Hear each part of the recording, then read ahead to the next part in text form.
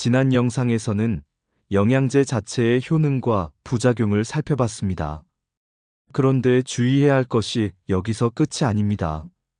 우리나라처럼 만성질환 약을 복용하는 인구가 많은 나라에서 약과 영양제를 동시에 챙겨 먹는 경우가 얼마나 많을까요? 대한민국은 OECD 국가 중에서도 고혈압, 당뇨병 등 만성질환 약 복용률이 높은 편이고, 한 사람당 복용하는 영양제 개수도 평균 3종 이상이라는 조사 결과가 있습니다. 이 두 가지가 만나면 때로는 건강을 지켜주는 조합이 되지만, 잘못하면 생명을 위협하는 심각한 부작용으로 이어질 수도 있습니다.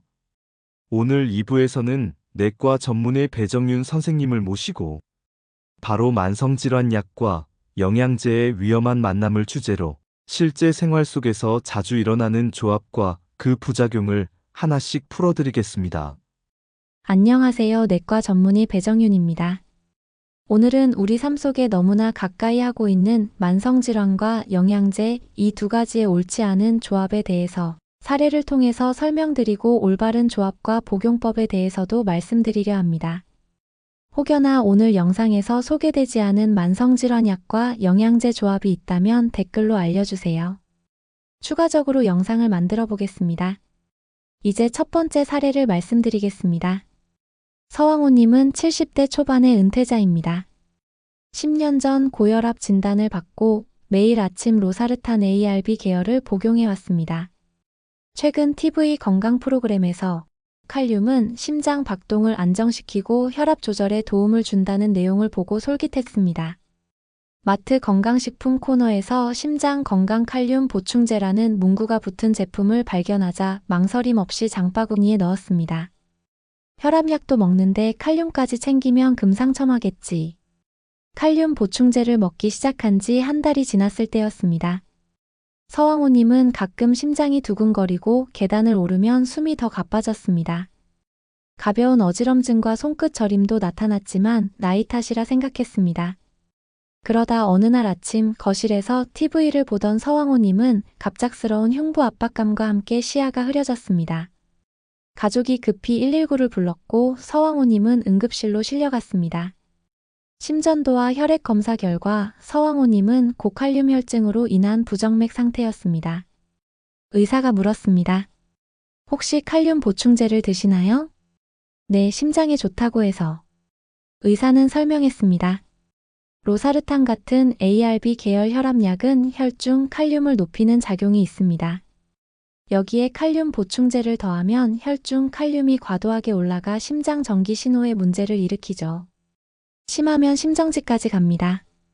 의사는 칼륨 보충제를 즉시 중단하고 혈액 내 칼륨 농도를 낮추는 치료를 시행했습니다. 그리고 조언했습니다. 칼륨은 음식에서 충분히 섭취됩니다. 혈압약을 복용하는 분은 칼륨 보충제를 임의로 시작하면 안 됩니다. 정기적으로 혈액 검사를 해서 수치를 확인하세요. 서왕호님은 이후 바나나, 시금치, 감자 같은 고칼륨 식품도 적당히 조절하며 식단을 관리했고 정기검진 때마다 혈중 칼륨을 확인했습니다. 김미정 씨의 사례처럼 고혈압약과 칼륨 보충제를 동시에 복용하면 오히려 위험한 결과를 불러올 수 있습니다. 특히 ARB나 ACE 억제제 계열 혈압약은 체내 칼륨 농도를 높이는 성질이 있기 때문에 칼륨 보충제를 함께 복용하면 고칼륨 혈증과 심각한 부정맥으로 이어질 수 있습니다. 따라서 약과 영양제를 병용할 때는 반드시 의사 약사와 상의해야 하고 음식과 보충제 모두 칼륨 함량을 꼼꼼히 확인하는 습관이 필요합니다. 무엇보다도 정기적인 혈액 검사를 통해 칼륨 수치를 체크하는 것이 안전합니다. 약과 영양제는 따로 보면 이롭지만 함께 할 때는 독이 될 수도 있다는 점을 꼭 기억하시길 바랍니다. 건강을 위한 선택이 오히려 건강을 위협하지 않도록 늘 전문가와 상의하고 정기 검진을 생활화하시길 권해드립니다. 다음 사연입니다. 60대 중반 강영자님은 몇 년 전 심방세동 진단을 받아 와파린을 꾸준히 복용하고 있었습니다. 와파린 덕분에 혈전 위험이 줄었지만 평생 약을 먹어야 할까 싶은 생각에 마음 한켠이 늘 불편했습니다. 그러던 중 지인이 이런 말을 했습니다. 나는 오메가3랑 은행잎 먹고 다리가 가벼워졌어. 혈액순환에 끝내줘. 강영자님은 순환이 더 좋아지면 좋겠지 하고 약국에서 오메가3와 은행잎 추출물 캡슐을 구입해 복용하기 시작했습니다. 주치의 선생님께 따로 얘기하지는 않았습니다. 천연 성분이니까 괜찮겠지라는 생각이었죠. 복용을 시작한 지 3주쯤 지나 강영자님은 부엌에서 칼에 손가락이 살짝 베었습니다. 그런데 피가 쉽게 멎지 않았습니다. 거즈를 감고 눌렀는데도 20분 넘게 계속 피가 거즈를 적셨습니다. 며칠 뒤 양치질을 하다가 잇몸에서 피가 나기 시작했고 양치물을 뱉을 때마다 붉은 피가 섞여 나왔습니다. 결정적으로 시장에서 넘어져 무릎을 살짝 부딪혔는데 다음날 무릎 전체가 보라색 멍으로 번졌습니다. 딸이 이건 이상하다며 바로 병원으로 데려갔습니다. 혈액 검사에서 강영자님의 INR 수치가 크게 상승해 있었습니다. 의사는 물었습니다. 혹시 와파린 말고 다른 약 드세요? 네, 오메가3랑 은행잎을 같이. 의사는 차트를 보며 설명했습니다. 와파린은 혈액 응고를 억제하는 약입니다. 그런데 오메가3와 은행잎도 혈소판 기능을 떨어뜨려 출혈을 쉽게 만듭니다. 세 가지가 합쳐지면 작은 상처도 피가 오래 나고 심하면 뇌출혈 위험까지 생깁니다. 의사는 오메가3와 은행잎 보충제를 즉시 중단하도록 했습니다. 그리고 와파린 용량을 조절하며 INR 수치를 안정시켰습니다. 와파린을 복용하는 동안은 새로운 영양제나 한약, 건강식품은 반드시 의사와 먼저 상의하세요. 천연이라고 다 안전한 건 아닙니다. 강영자님은 이후 와파린 복용과 식단을 철저히 관리하며 건강식품은 꼭 처방, 승인 후에만 시작했습니다. 강영자님의 사례처럼 와파린은 혈액이 과도하게 응고되는 걸 막는 중요한 약입니다.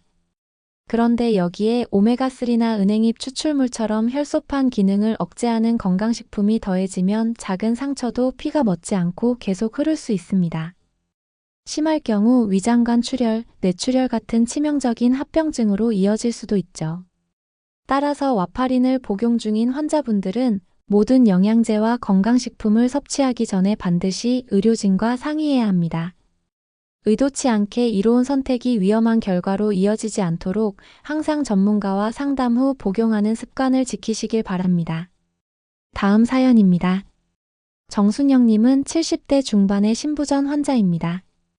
몇 년 전부터 디곡신을 매일 복용하며 심장 박동을 안정시키고 있었습니다. 최근 건강검진에서 골밀도 수치가 낮게 나와 뼈 건강이 걱정됐습니다. 그러던 중 개모임에서 건강에 굉장히 신경 쓰기로 유명한 친구가 칼슘 보충제를 챙기면 뼈에 좋고 심장에도 도움이 된다 라고 한 말이 계속 귓가에 맴돌았습니다. 정순영님은 얼마 지나지 않아 하루 2000mg 고함량 칼슘제를 구입해 복용하기 시작했습니다. 심장도 지키고 뼈도 튼튼하게 하자 라고 생각하셨죠. 복용 2주 차부터 식욕이 떨어지고 메스꺼움이 생겼습니다. 며칠 뒤부터는 손발이 떨리고 이유 없이 가슴이 쿵하고 불규칙하게 뛰는 순간이 나타났습니다. 점점 숨이 차고 어지러워지더니 산책 중 가슴을 조이는 통증과 심한 어지럼증이 동시에 찾아왔습니다. 놀란 가족이 119를 불러 정순영님은 곧장 응급실로 이송됐습니다. 심전도와 혈액 검사 결과 정순영님의 디곡신 혈중 농도가 치료 범위를 넘어섰고 심실성 부정맥이 발견됐습니다. 의사가 물었습니다. 혹시 최근에 칼슘 보충제 드시기 시작하셨나요? 네, 하루 2000mg씩. 의사는 차트를 보며 설명했습니다. 디곡신은 심부전과 일부 부정맥 치료에 쓰지만 혈중 농도가 높아지면 오히려 심장의 전기 신호가 불안정해져 부정맥을 유발할 수 있습니다. 그런데 여기에 고용량 칼슘이 들어오면 심근 수축력이 과도하게 올라가고 디곡신 독성이 심해집니다. 심장 근육이 경직되다 멈추는 스톤하트 같은 위험한 상황도 올 수 있어요. 의사는 즉시 칼슘제를 중단시키고 디곡신 농도를 안정시키기 위한 해독 치료와 부정맥 조절을 시행했습니다. 칼슘은 음식으로 조금씩 보충하거나 필요하면 저용량을 의사 지도하에 나눠 드세요. 특히 디곡신을 복용 중이면 임의로 시작하면 안 됩니다. 그리고 정기적으로 혈중 농도와 전해질 수치를 확인해야 합니다. 정순영님은 이후 멸치, 두부, 시금치 같은 천연 칼슘 식품을 식단에 추가했고 정기적으로 심장과 뼈 상태를 점검했습니다. 이 사례는 디곡신을 복용하는 환자분들에게 중요한 교훈을 줍니다. 뼈 건강을 지키려고 먹은 칼슘 보충제가 오히려 심장의 박동을 위협할 수 있다는 것입니다. 특히 디곡신은 안전 범위가 좁아 다른 보충제와의 상호작용에 민감하기 때문에 칼슘을 포함한 모든 영양제는 반드시 전문가와 상의한 뒤 복용해야 합니다. 다음 사연입니다. 박광민님은 50대 중반의 직장인입니다. 5년 전 제2형 당뇨 진단을 받고 매일 아침에는 메트포르민, 저녁에는 글리메피리드를 복용하며 혈당을 관리하고 있었습니다. 최근 건강 커뮤니티에서 알파 리포산은 인슐린 감수성을 높이고 계피는 혈당을 낮추는 데 도움된다는 글을 읽었습니다. 댓글에는 약이랑 같이 먹으니 혈당이 20이나 떨어졌다는 자랑이 가득했죠. 박광민님은 약은 먹고 있지만 영양제를 먹어서 추가로 혈당이 낮아지면 더 좋겠다라는 생각에 알파 리포산 600mg과 계피 캡슐을 구입해 복용을 시작했습니다. 처음 며칠은 아무 이상이 없었습니다. 그러나 2주차 어느 날 아침 출근길에 손이 덜덜 떨리고 식은땀이 흘렀습니다. 점심시간이 다가올수록 시야가 흐려지고 머리가 멍해졌습니다.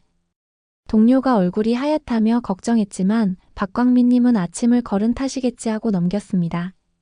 그날 오후 회의 중 박광민님은 갑자기 의식을 잃고 쓰러졌습니다. 동료들이 119를 불러 응급실로 이송했습니다. 응급실 도착 직후 측정한 혈당은 45. 의사가 물었습니다. 당뇨약 외에 다른 보충제나 한약 드세요? 네, 알파리포산이랑 계피를 같이 먹고 있어요. 의사는 설명했습니다. 메트포르민과 글리메피리드는 혈당을 낮추는 약입니다. 여기에 알파리포산과 계피를 더하면 혈당 강화 효과가 겹쳐서 심한 저혈당이 올 수 있어요. 저혈당은 심하면 의식소실, 발작, 뇌 손상까지 갑니다.